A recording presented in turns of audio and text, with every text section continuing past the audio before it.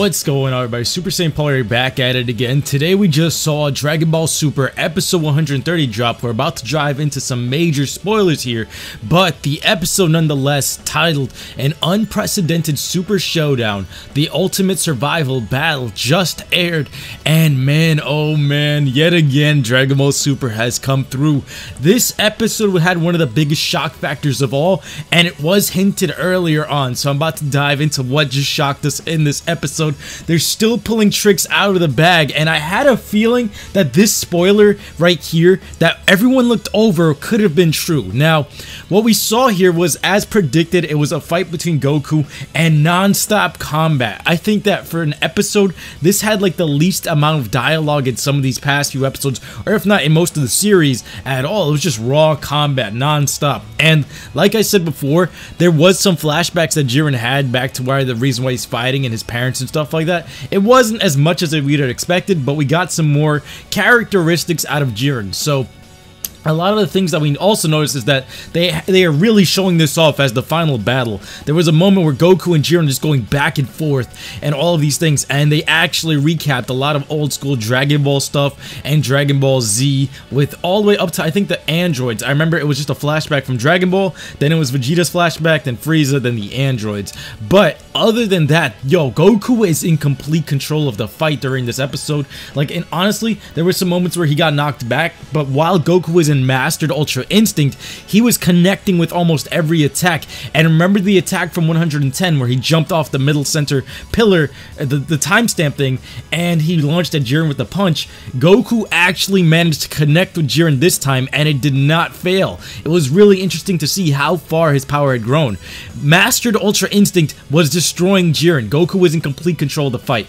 However, towards the end, what happens is, like we saw in the spoilers, Goku is going to run out of energy. Now, in episode 131, the leaked image showed us that he's standing next to Frieza, who actually was revealed in episode 130 earlier than we thought, but Goku isn't powered up after that, so I'm thinking that he's completely out of energy. If you guys watch the episode, Goku has like this mild moment where it just shows like his body's being torn apart by this god level power, and it's just too much. So a lot of things are backing on the other two that showed up after Goku was about to get ringed out. So Jiren launched an attack while Goku was still in his little paralyzed state, when his body was like taking all of the pressure from Ultra Instinct.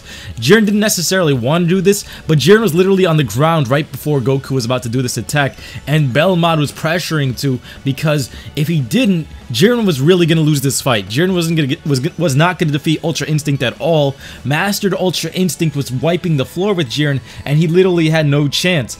However, because of the plot convenience, Plot Armor Instinct failed him when the plot really needed it the most. So, with that being said, the biggest jump scare thing, like the biggest shock factor of this episode, was one of the spoilers that's been hinted to since last month, and it was about Android 17 and Frieza both jumping into the fight here. So as Jiren knocks Goku off of the stage, an air blast knocks Goku back onto a rock, and it comes from Frieza, and then right beside him you see Android 17 is still alive. So with that being said, the spoilers had originally told us that Android 17 was going to show up in the final fight, because he never pushed his button. Zeno never pushed Android 17's button, and the person right next to 17's button, I believe, is Frieza, which is why they never wanted to show it. That was the defense for it. But with that being said, there's currently 3 Universe 7 fighters against a weakened Jiren right now on the stage. Frieza can still go golden, and it seems as though he's going to be one of the critical fighters next to 17, taking on Jiren. Android 17 jumped back into the fight, and they were also throwing back a lot of flashbacks as to the reason why they fight, why Goku's fighting for his team, and Jiren's purpose for fighting. Jiren even targeted Goku's purposes for fighting. Literally, he targeted them in the stands, and Goku had to knock that stuff out of here.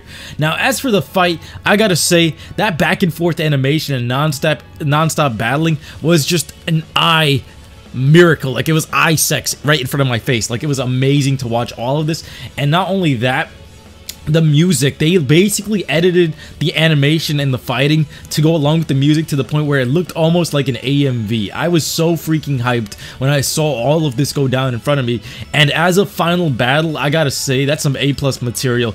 I think they could have added a little bit more, but they didn't necessarily tell us at the end here how much time is left in the Tournament of Power. What they kind of left off here was that there's a minute and 30 seconds at the beginning of episode 130, and then we thought that episode 131 was going to be the last 30 seconds. However, they didn't tell us if a minute had passed in this one, so this could have easily been 30 seconds or something like that, if anything. But in episode 131, they're still looking like they're going to be way farther like into the battle. Like there's still a lot more to come. But everyone's going to be in a weakened state. Like Android 17, his like sleeve is ripped off. Frieza's weakened. Jiren's weakened. Goku's weakened.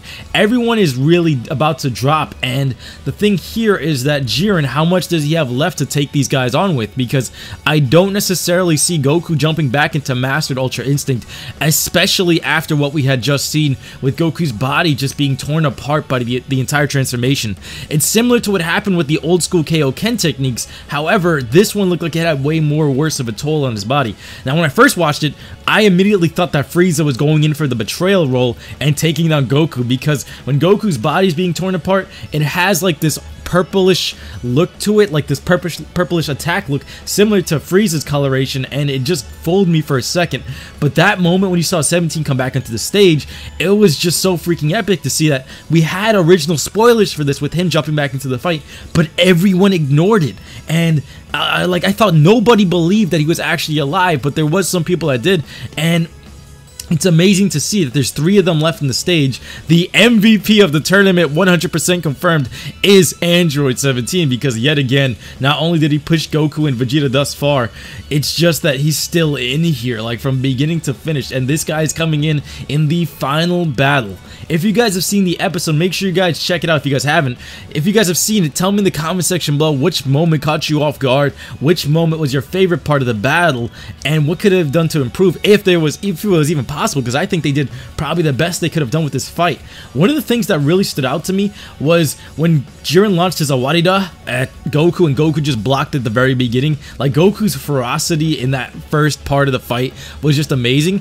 And then not only that, when Jiren powers up, he powers up and engulfs the entire arena with fire. Not only is that super badass, but on top of that, it like set the stage for this final battle. And there's a moment where he's walking through the flames, and it kind of gave me like that Attack on Titan feeling, where it looks like he's walking through like a poster for Attack on Titan. So that was one of the cool things about it that I could point out.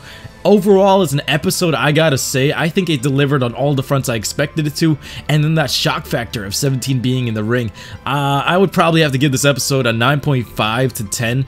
I think there's just something it could have added to it, but remember, this could have been easily an hour special, which I would have liked. However, there's just something slightly missing, and I think, for me, that would have been more purpose to Jiren. I can't give it a complete 10, because as badass as this episode was, I think they filled me on every front, except for Jiren's character. I'm still not sold on it, and another reason why that's still bothering me is because when they had the flashbacks in the middle of the battle, there was a moment where they still kept the fighting going throughout the flashbacks, which was amazing. And don't forget about the fighting itself. Like, the animation was just amazing, non-stop flowing of action, great and all, but the flashbacks reminded me of some of the villains back in the day, going back to Dragon Ball and Dragon Ball Z, especially Dragon Ball Z, with Goku and Vegeta's meaning for fighting and their rivalry, to Frieza's reason for fighting Goku, to the android's reason to fighting Goku, which dates back to Dragon Ball. They didn't do Cell and Boo, which is kind of weird, because Cell got the shaft in this and most of the flashbacks, but Boo, they've given a lot of flashbacks towards him, especially his arc, but Cell not so much. And what's interesting here is that those characters that they flashbacked, they all have interesting connections with Goku. Jiren, not so much, and that's the thing that really bothered me, is because, yes, they were showing us what they could have done with the most they had. Literally, they had to tell the story through Jiren's eyes, literally, like some of his stuff, but they didn't delve deep into that, and I think they really put themselves in the corner here, because they could have done that a lot earlier in the tournament, especially with Brienne out here. But that's the thing, they wasted that time, and what they could have given us if there was more episodes is, instead of focusing on the fight directly before this, show us more of Jiren in a flashback episode. Like, I mean, I hated those episodes in Naruto whenever they had a flashback. I would probably skip the episode, but in this particular case, they needed it more than anything for Jiren's character to develop, and that's what's super needed. Like, honestly, that's the only thing that I have a problem with Jiren, and I don't know what he's wishing for, but they kept hinting towards it, and like Belmont was talking to Jiren about it, and it was like, yo, what is he wishing for? What is your purpose for fighting? And he kept trying to talk Goku out of trusting his family and friends, and it was like, no, now that makes Jiren seem like the bad guy in a way, because it's like, come on, that's not the right mentality for this all. So overall, I'll give this episode a 9.5. Amazing episode. You guys have to go check it out.